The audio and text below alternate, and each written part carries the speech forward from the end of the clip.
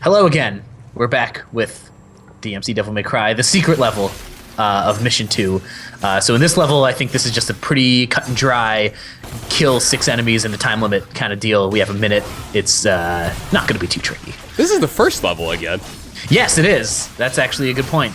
I'm gonna start reusing these levels for the secret levels. Just give me some sense. It's better than Super Mario. Which one was that? Super Mario 2, where the subspace was just like a night version of the level you were currently. Well, I mean, Super Mario 2 is basically the entire game is a reused thing. Oh yeah, it was originally Doki Doki Panic, and then. And then Mario characters. So I think what I started saying in the last game is that the jump in this game is very much how the jump, like it's the same arc that you see in a lot of the earlier Devil May Cry games. It sort of feels the same. And the secret with the jump is that while they do use it for platforming a bit in this game, the jump is really used, and especially like the boost jump that you get eventually, that's really used for the combat and to give you more mobility. In these games, especially probably in like Devil May Cry 3, mobility is a lot. Sort of in the early games, the first upgrade you get to make that game hella easier is either like if you can get a dodge, which you already come with in this game, but a lot of the time in the earlier games, the dodge was a move you had to buy, so that's super important, and the double jump. All things that in the original Devil May Cry games were like, if you want to make this game easier, you got to do this because it makes you more mobile, and mobility is very, very important. From what I've seen so far, the platforming, I sort of dig it, because like it doesn't seem very intrusive. And, you know, this game is clearly, like, you know, the emphasis is on combat. So I think it makes for a nice sort of flow to make the platforming not as intrusive as they might have. It's not intrusive here, but there are just some sections that I've found personally. Oh, you can throw this shield? Didn't know that. Oh, yeah, you can. Yeah, that's the air, like, B button move, which I guess when you have the sword, we'll just do, like, a downward slash. When you do it with the Arbiter, we'll just toss it. Yeah. It's pretty cool. Yeah, but anyway, like I was saying, like there are just some sections in this game where the platforming just becomes a nuisance because the game was obviously not made for that, and then you have to do a whole bunch of it.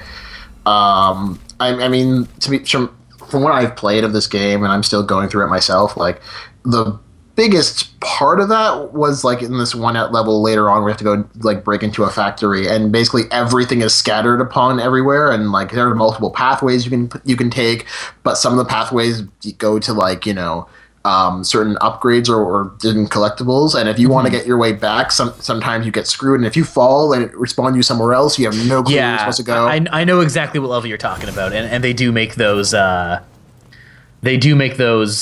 those collectibles. You have to do some platforming for them, and that can be a little tricky. Yeah, a little frustrating for sure. Dan, you said there were like parts where you could, there were upgrades that you could buy that could like dodge that could potentially make platforming easier, because like not so much in this game. So in this game, I think you come with the dodge and you come with a double jump. You can unlock another jump that is sort of a like an enemy step. So basically, you can like get an enemy in the air and then jump off his head to go a little higher. I don't really mess with that too much. So yeah, a lot of the mobility options in the earlier Devil May Cry games are already kind of in this game. But now you see that we have the claw thing that we just got in the last segment, and we can actually use that in combat in some really interesting ways. Okay, nice. As I sort of said in the first episode, a lot of Devil May Cry games are about crowd control, and this is a new. Well, it's not really a new addition, but it is an addition that can really help with that, especially as we get into the angel and devil variants of that whole thing. The grappling stuff is really interesting, actually, because that's actually a concept from Devil May Cry 4. Devil May Cry 4, you have another character named Nero, who sort of functions as the main character for most of that game, and the big twist in that game was exactly that. He had this like extra hand that he could use to like grab enemies and pull them towards it. So this is them sort of taking that concept and manipulating it to their own ends in a way that is really good, actually, because that game... Devil May Cry 4 is not a great game, but that pull stuff works really interestingly, and it's really nice, and I'm really glad they worked it into this game. Man, your weapon's just getting upgrade after upgrade. Yeah. I mean, after this, we sort of have I mean, we will continue to get some new weapons, but we at least have the whole angel devil weapon concept. So here's our angel weapon. It will. So this is a cool move. The B button gives us this like spirally thing. But yeah, so that lets us sort of hit a lot of enemies, though it doesn't do that much damage to them. So you gotta be careful with it. But the big thing that makes the game cool is that you can, because these weapons are attached to the triggers, you can just switch them on the fly, work them into combos, do all kinds of cool stuff. It gets pretty intense, pretty complicated. You can do some pretty interesting things. I'll probably bungle a lot of combos as I go, and y'all are just gonna have to deal with that. I actually really like how they implemented the different weapon systems. I do think that it does get a bit convoluted for its own good, but at the same time, like the fact that you can just easily switch to whatever weapon you actually need for whatever situation is really nice. Yeah, this is, I think, where it has a bit of a difference with Bayonetta, whereas the DMC games have always been definitely not very beginner-friendly, and one of the strengths of this game is more so than the other ones for sure, but one of the strengths of Bayonetta is that you can get by in Bayonetta because of all the witch time stuff. Bayonetta really stresses you learning your opponent's attacks and knowing when the perfect time to dodge them is. And having that easy dodge means that like you don't really have to learn the combos so much in Bayonetta, and you can still do quite well. And that's actually, I think, one of its strengths. Well, I think, yeah, well, there's that, but there's also, like, the fact, well, Bayonetta does have different weapons. And I mean, like, yes. Yeah, but the thing is, though, like, in that game, I guess it's sort of, you have to think about what kind of weapon you're using, because you could only equip, like, 2 at a time, and, I mean, some weapons work great together, some they don't, and it's like, you can have, like, I mean, you, like, for example, you can have, like, 2 that were really good for close-up, or actually, technically 3, because you check the guns, too. Right. So I mean, like, I don't know. There's a lot more thoughts put into the Bayonetta ones, I think. Yeah, I mean, the Bayonetta games are much more about picking like a loadout in the beginning, kind of. Let's see, what am I doing here? Okay, I was just checking to see if I had any vital stars. I had used a vital star earlier in the level. Ooh, are you in trouble? No. Not yet. Not yet. Yeah, but you do get penalized for using those vital stars. You get points off. So again, really encouraging, good play. Oh wait, that only cost 1 damage? That's the best play. Speaking of platforming. Yeah. Yeah. Huh. So who are we following here? That girl that... The ghost of your mom. Yeah, that's Dante's mom. Oh man, he's getting into something much deeper than he probably bargained for. Yeah, this is some serious psychological family stuff here. Well, I mean, I guess it kind of is necessary because he needs to get into some deep things for his character to sort of grow in such a short amount of time. Yeah. He needs the thing that makes him go like, oh, okay, I'll do this now. I did try to get that guy, and I just could not. Looking at it now, I know exactly how to get it, which is that you have to jump onto the side, like broken platform area. I did try that; it didn't work. Okay, well maybe not then. I don't know. You need the boost, which you get later. Right. That makes sense. Oh, how much like backtracking is there in this game? None. Not a whole lot. I don't think there's any. In fact, I mean, we get levels like this, which are somewhat bigger, and will have us going back to certain spots. But for the most part, not a whole lot. Devil May Cry 1 had a lot of backtracking. That was like a single location sort of game, so you would go back and have sort of like you'd get into new areas. See, the reflection's still not right. Yeah. Actually, all the Devil May Cry games have had some sort of backtracking in them, except for I think this game. Devil May Cry 4, actually one of the big problems with that game is that it has way too much backtracking. You pretty much play as Nero for the first part of the game, and then it switches over to Dante, and you just play the exact same levels backwards, and it kind of sucks.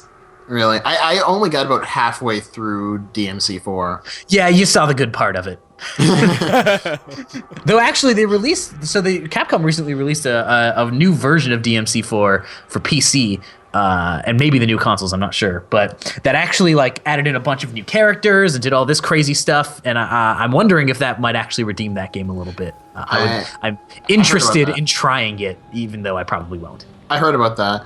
Though, I mean, so far, from what I've played of both this game and the classic DmC games, I think probably... have you guys ever watched The Decline of Video Gaming? No. Can't say I have. It's a classic series. I'll link you guys like later, but like they describe the Devil May Cry series perfectly. It's like a long time ago, something really bad happened. Yes, really bad, and you have to go do something about it. As Dante, there'll be swords. You'll like it. Listen, these games have never been super plot heavy. Though I mean, I do think the plot in this game is pretty solid. Actually, I think the plot in Devil May Cry 3 is not bad either. But neither of them are great. We're not talking Pulitzer Prize winning, you know. Well, they seem to be doing like a decent job of like, you know, working on their characters and some sort of plot here. So Yeah, it's good. I'm Good intrigued. job. Yeah. So yeah, I think that's a neat little thing how they make the last platform that you dodge to, they make it an enemy. Yeah, but I do like how they like that power up basically turns you into Spider-Man. Yeah, totally. It's the best swinging system that there's been since the Spider-Man 2 video game.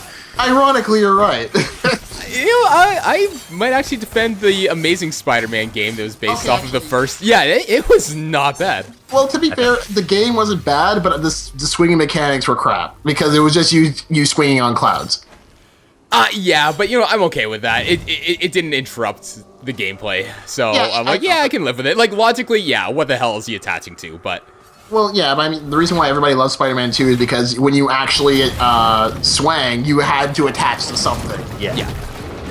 It was very cool. And it has not been replicated, as far as I know, in any of the other games. Actually, no. I think Spider-Man 3 might have had something But like Spider-Man 3 sucked. Yeah, I've never played it, but I would believe you. The game was terrible. Here's the thing: the Wii version had amazing swinging mechanics, but the game around it was terrible. Yeah, I mean, Spider-Man 2 is not really a good game, but the swinging mechanics it gets by on it because. Well, yeah, but the game is okay. Yeah. But like, if you ever played the Wii version of Spider-Man 3, right? The game is absolutely terrible. It doesn't look good at all. But at the same time, what they did, the swing was really smart. They made the Wiimote and the nunchuck both a hand while you're swinging.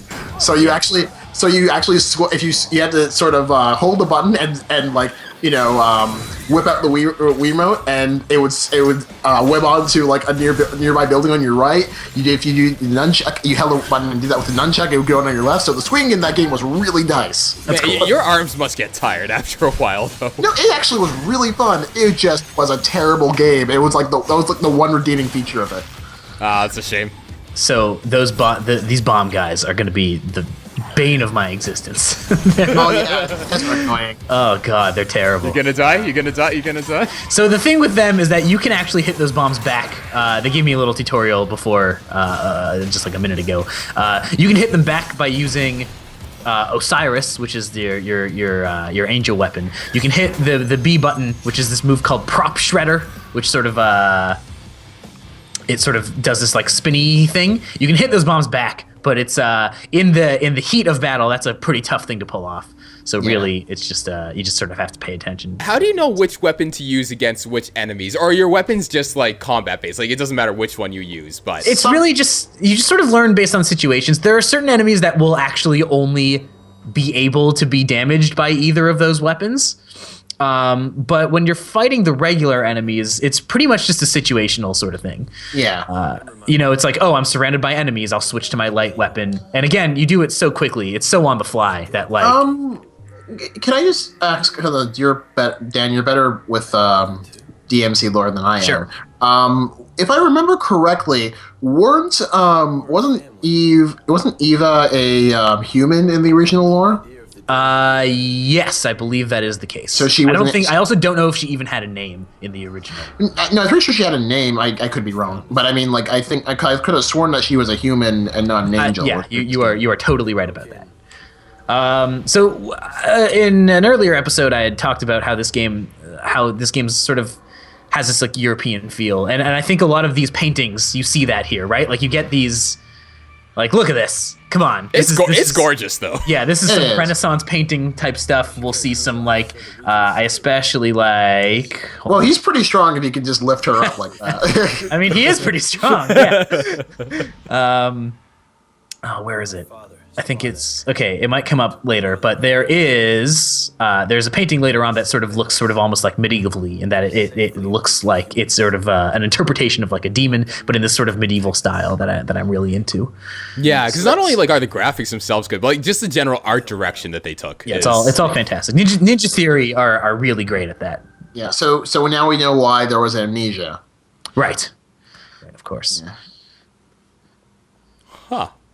So going back to a question I had earlier about like backtracking all that, because there was that one hallway that you that you couldn't get to, Dan. Was that so? Do you need like an upgrade that you would get later on, and then you would have to come back to this level to access that? Yeah. part? So that hallway, basically, I mean, these games are made to be sort of repeatable, right? To play them on higher difficulties, and when you start a new game, you start with the weapons already. Like all the weapons you've gotten over the game, you restart the game. It's like a new game plus sort of thing. So you have all the weapons as you start. So yeah, I mean, that's the thing where it's like, if I was playing it the second time through, I would be able to go through that thing no problem, and get whatever secrets lay behind it. Or if you really wanted to, you could do it on your first playthrough. You just have to go back. I'm actually not even sure if you can. Like, I don't know if you can backtrack there on your first playthrough. I don't know if it's closed off. Run. Interesting. Yeah. I wish he could run faster though. Like it seems like a really it doesn't help nonchalant run. for things like this, for sure. Oh man, Uncharted's got nothing on this. That was pretty cool. Uncharted's okay. Uncharted 2 is pretty awesome. I'm playing Uncharted 1 right now, and it's just sort of meh. Yeah, I think Uncharted Uncharted 1 is a terrible game. I think it's really bad. Yeah, agreed. Didn't get I still any have to fun out of finish that. it. Uncharted 2 has an excellent first two-thirds. Brother. I've been looking for you for a long time. I'd rather watch the National Treasure. Would you? Yeah, I did not mind that movie. As a kid, I liked it. I mean, it's so campy. We would find each other. I've never seen National Treasure. So Actually, you're probably not missing it. If it's on TV and you've got absolutely nothing else to do with your day, give it a watch. This is the painting I was talking about. Just like the way the horns work and all those sorts of things. Very medieval, I think, not being an art historian myself. Where we come from. Yeah, it is very Renaissance-esque. Above all, I want to know who's responsible for all this. And now he's on board. Thumbs up. Yeah. Oh, was that the whole goal of this mission? To Yeah, make basically, Dante Yeah, totally. It was basically like, quick way to character development 101. Yeah, totally. It's a lot of like background and all these sorts of things. Look at those style points. Triple S. Triple S. Unfortunately, my completion was bad, and then I also got points off for using a vital star. Well, you got it's not hard to get a high ranking in this game. It's not. It's not. So interestingly, I'll save it for next episode.